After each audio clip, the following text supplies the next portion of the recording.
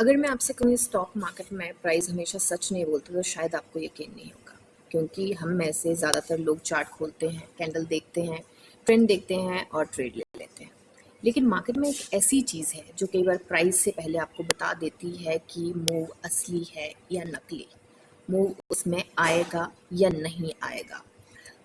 उसका नाम क्या है? उसका नाम है वॉल्यूम, जो कि यहाँ पे हमें छोटी छोटी बिल्डिंग्स यहाँ पे दिख रही हैं। तो वॉल्यूम आपको पहले बता देता है कि सही जा रहा है, सही डायरेक्शन में जा रहा है, नहीं जा रहा है।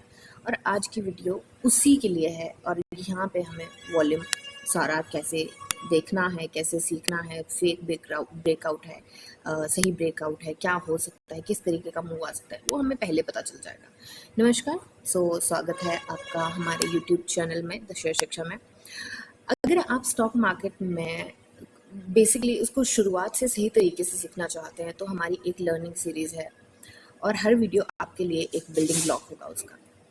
पहले हमने RSI, Bollinger band and support and resistance, वो सारा कुछ बना दिया है। आई होप आपने वीडियो देख ली होगी, अगर नहीं देखी है तो उसको ज़रूर देखें, काफ़ी सारा नॉलेजेबल मटेरियल उसमें हमने ऐड किया है।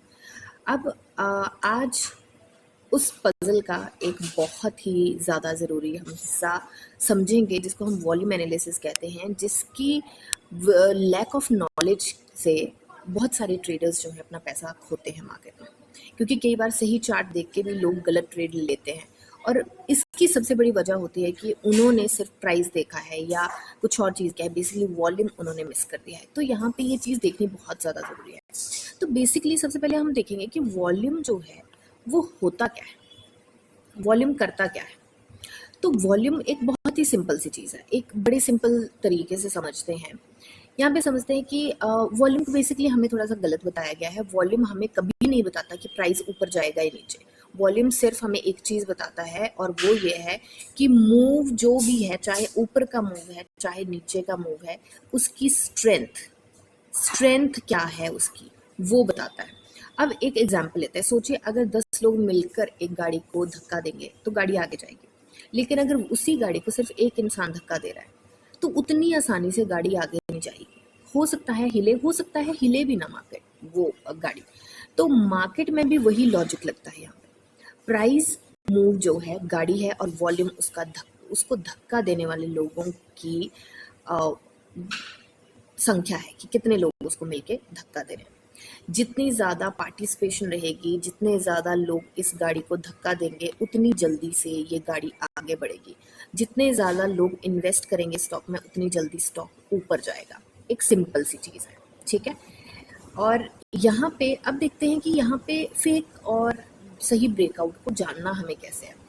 मान लीजिए किसी स्टॉक में कई दिनों से एक रेजिस्टेंस को नहीं तोड़ा, फिर कुछ उसमें मूव ऐसा आता है, यहाँ पे एग्जाम्पल के साथ समझेंगे हम, और कुछ उसमें ऐसा मूव आता है कि एकदम से ना वहाँ पे एकदम से मूव हमें मिलने लग जाता है, जो कि हमें इस पॉइंट पे देखने लगा है, ठीक है। और अगर हम यहाँ पे बात करें वॉल्यूम की, तो एकदम से ये बिल्डिंग आपको दिख रही होगी, इतना बड़ा मूव आया। अब यहाँ पे क्या है कि एक दिन आया जब वॉल्यूम जो नॉर्मल है उससे ज़्यादा वॉल्यूम आया, और उससे क्या हुआ, कुछ बायर्स को बहुत अच्छा मूव मिल गया। इस दिन की बात करें, इस दिन आई थिंक 11-12% के आसपास मूव मिला था। ऐसे ब्रेकआउट में प्रोबेबिलिटी आमतौर पर ज़्यादा मजबूत मानी जाती है, जिसमें बहुत सारे लोग पार्टिसिपेट कर रहे हैं कि यहाँ से ब्रेकआउट मिल सकता है।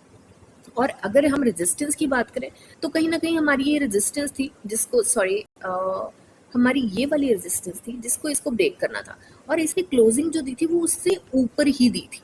तो कहीं ना कहीं ये चीज़ तो पता चल गई कि पुराने उसको उसने सारा इनगल्फ कर लिया और ब्रेकआउट यहाँ से मिल सकता है।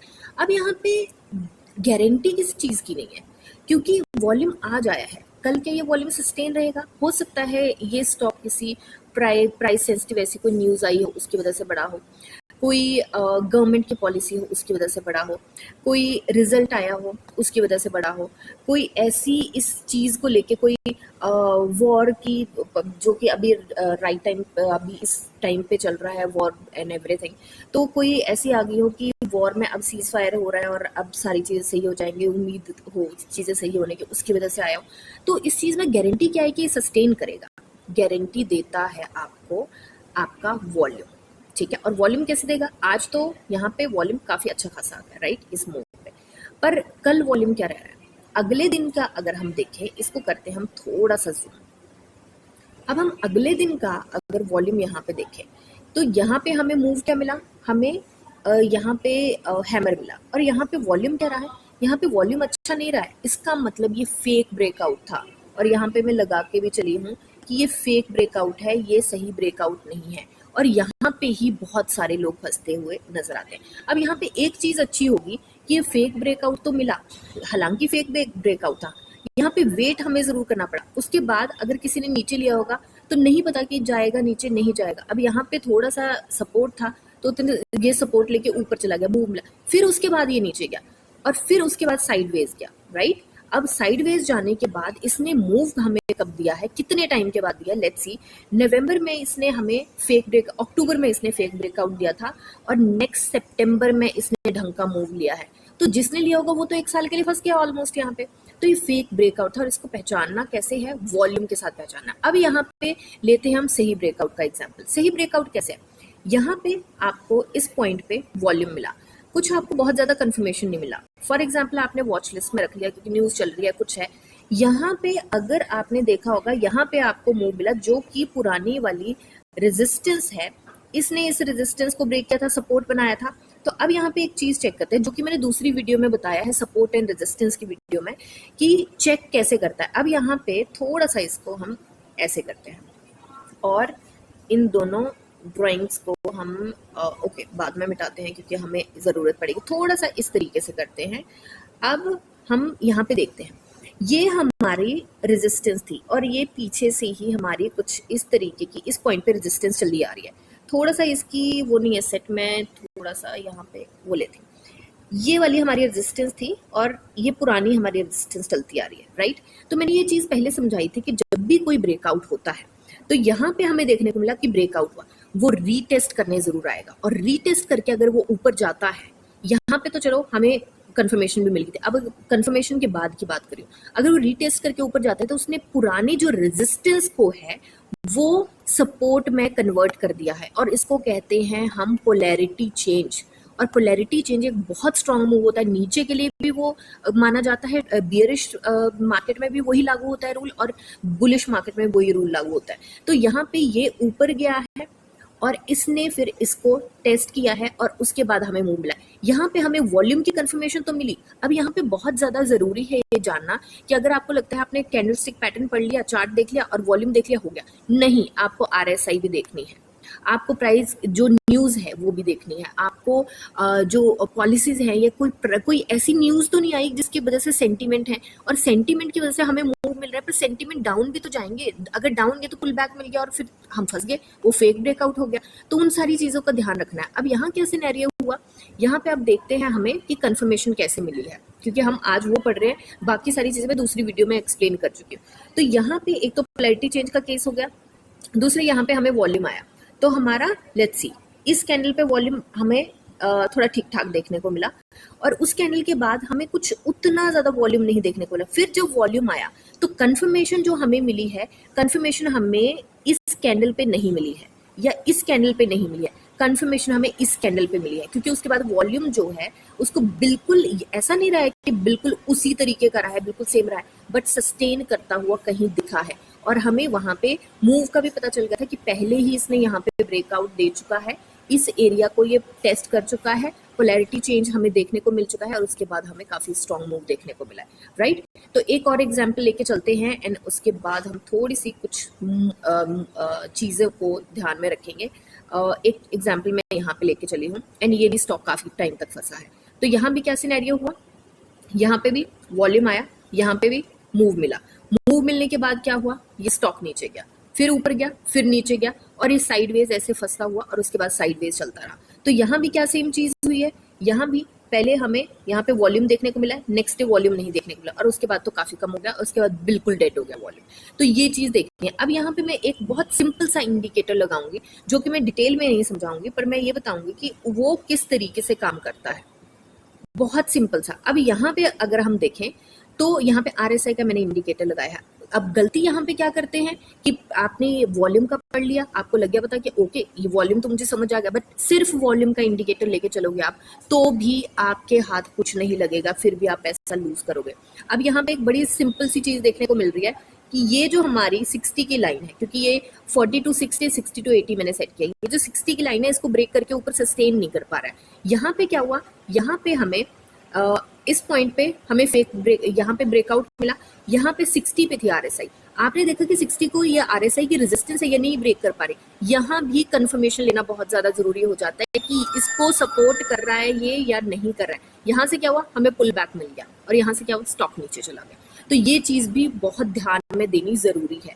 तो आई होप आपको ये चीज समझ आई होगी। अब ब्रेकआउट कैसे होते हैं, एक तो इसमें हो गया कि बहुत अच्छा वॉल्यूम आया, दूसरा ये सिचुएशन आ गई कि जिस सिचुएशन में रेजिस्टेंस, जो कि मैंने यहाँ पे समझा दिया है वर्बली, अभी मैं बोल रही हूँ कि रेजिस्टेंस टूटी है, रेजिस्टेंस टूटने के बाद कितना ज्यादा हमें वॉल्यूम मिला है, क्या मिला है। अब यहाँ पे देखिए, यहाँ पे एक एग्जाम्पल और लेते हैं, यहाँ पे हमें काफी अच्छा मूव मिला है, राइट, सॉरी, यहाँ पे इस पॉइंट पे हमें काफी अच्छा मूव मिला है, बट इस पॉइंट तक पहुंचते पहुंचते आरएसआई हमारी पहुंच गई थी कुछ उस जोन में जहाँ के इसको टेक्निकली हमारे लैंग्वेज में जो है वो ओवर बॉट जोन कहते हैं, उस जोन पे पहुंच गई। तो हमें ऑटोमेटिकली यहाँ पे हमें कॉन्शियस होना था, हमें अपना ट्रेलिंग स्टॉप लॉस लेके चलना था। तो किसी भी, अगर सिर्फ एक स्ट्रेटेजी, एक कंफर्मेशन के साथ चलोगे तो आप पैसा लूज करोगे। यहाँ पे मैं एक सीरीज बना रही हूँ जो कि स्टेप बाय स्टेप आपको सारी चीजें, किन किन चीजों का ध्यान देना है, और बहुत ही बेसिक है, कोई भी ऐसा नहीं है कि बहुत रॉकेट साइंस है, बहुत ही बेसिक और बहुत लेमन लैंग्वेज में, जिसमें इसमें प्रैक्टिकल एग्जांपल के साथ समझाया गया है। बाकी में भी Bollinger band, RSI and then support and resistance, उसमें सिर्फ वही चीजें नहीं है, और भी जैसे इसमें मैंने बात करी थी कि आपको वॉल्यूम का सिखाऊंगी और मैंने आरएसआई के लिए, उसमें भी बहुत ऐसी मल्टीपल चीजें जिससे आपको आइडिया लगे कि क्या गलती कर रहे हैं। सबसे पहली बात, किन चीजों का हमें ध्यान रखना है, वॉल्यूम के साथ साथ प्राइस, उसका ट्रेंड, उसकी सपोर्ट एंड रेजिस्टेंस, इन सारी चीजों का हमें ध्यान देना है। और आरएसआई तो हमें लेके चलनी ही चलनी है, ये आप अपने साथ ही लेके आरएसआई की कंफर्मेशन हमें लेनी ही लेनी है, आरएसआई के सपोर्ट एंड रेजिस्टेंस हमने देखने ही देखने हैं। आरएसआई बहुत इंपॉर्टेंट टूल है, अगर आप इसको समझ जाओ और इसके अकॉर्डिंग काम करो। इसके ऊपर मैं कोर्स भी लेके आई हूँ जो एक्चुअल में उसमें बताया है कि क्या स्ट्रेटेजी लगती है, किन स्टॉक्स पे लगेगी, कहाँ से वो स्टॉक्स ढूंढने हैं, सपोर्ट एंड रेजिस्टेंस कैसे लेना है, ट्रेलिंग स्टॉप लॉस कैसे लेना है, प्राइस एक्शन क्या है, और उसमें what do you call that, risk reward ratio क्या है, अपने प्रॉफिट को कैसे बचाना है, लॉसेस को जल्दी कैसे खत्म करके निकलना है, वो सारी चीजें उस वीडियो में समझाई है। और उस कोर्स में जाके मैं अंदर कोई नहीं बेच रही आपको कि ये वाला कोर्स ले लो, इतने हजार का ले लो, वो लो, प्योर लर्निंग है उस कोर्स में, मैं कोई ₹1 का भी अंदर जाके कोर्स नहीं बेच रही हूँ। तो बेसिकली अब इन ऑल सारी बातों की एक बात की जाए तो पूरी वीडियो में सिर्फ एक बात याद रखनी है, तो ये देखिए कि प्राइस आपको बताता है कि मार्केट क्या कर रहा है, वॉल्यूम आपको बताता है कि मार्केट उस मूव पर कितना भरोसा कर रहा है, उसमें स्ट्रेंथ कितनी है, ये बहुत इंपॉर्टेंट चीज है। और जब आप इन दोनों को साथ में पढ़ना सीख जाते हैं तो आपकी एनालिसिस पहले से कहीं ज्यादा एक्यूरेट हो जाती है। अब अगली बार जब भी कोई आपको ब्रेकआउट दिखे तो सबसे पहले कैंडल मत देखिए, वॉल्यूम बहुत ज्यादा जरूरी है देखना, कैंडल तो देखनी है पर सिर्फ कैंडल नहीं देखनी है, वॉल्यूम देखना बहुत ज्यादा जरूरी है। और हो सकता है कि यही एक आदत आपकी कोई भी गलत एंट्री से आपको बचा दे, क्योंकि जब आप ये सारी चीजें साथ में लेके चलोगे ना, तो आपके, अगर आप 10 स्टॉक को एनालाइज कर रहे हो तो आपके 8 स्टॉक वैसे ही एलिमिनेट हो जाएंगे, क्योंकि वो सारी कंडीशन जो है उन कंडीशन को फुलफिल ही नहीं कर पाएगा। तो आपकी एक्यूरेसी, आपका जो ट्रेड लेंगे आप, उसमें बहुत ज़्यादा पहले ही फिल्ट्रेशन आ जाएगी, तो आपकी सक्सेस होने के, आपकी उस स्ट्रेटेजी के चांसेस वैसे ही बढ़ जाते हैं। तो इस सारी चीज़ को ध्यान रखना है। और बाकी हमारी लर्निंग सीरीज का अगला वीडियो बिल्कुल मिस मत करिएगा, क्योंकि उसमें हम बात करने वाले हैं मूविंग एवरेज के बारे में। और मूविंग एवरेज एक सिर्फ लाइन नहीं है, बल्कि ट्रेंड को समझाता है और बहुत ही पावरफुल टूल है। तो अभी के लिए इतना ही इस वीडियो में, मिलते हैं नेक्स्ट वीडियो में, तब तक के लिए हैप्पी इन्वेस्टिंग।